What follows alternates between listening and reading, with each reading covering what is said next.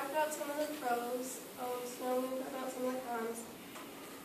They are not approved by the FDA or CTP, which is the Center for Tobacco Products. The FDA sets regulations for tobacco companies that says how they can advertise and what things they can and can't use for TV ads and billboards and things like that.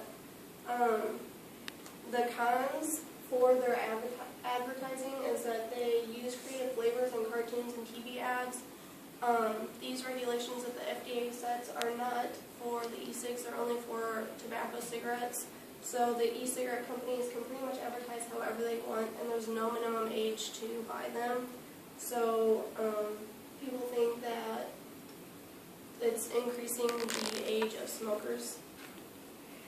As Liz Neporin of ABC News explained in an article, the most widely publicized study into the safety of e-cigarettes was done when researchers analyzed 2 leading brands and concluded the devices did not contain trace elements of hazardous compounds, including a chemical which is the main ingredient found in antifreeze.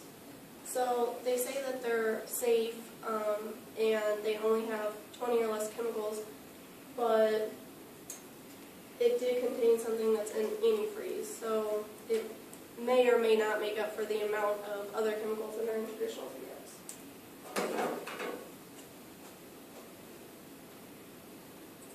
People are inhaling some type of chemical vaporized compound into their lungs without really knowing what's in it. Last year, the American Lung Association issued its own warning about e-cigarettes. This is a buyer stay away, a buyer health hazard, potentially. There's really no information about whether they're safe or not. That's part of the problem. Dr. Robert Green treats lung cancer patients at the Palm Beach Cancer Institute. He says with no real data on e-cigarettes, this 3-year-old tobacco alternative may actually be more harmful than traditional cigarettes.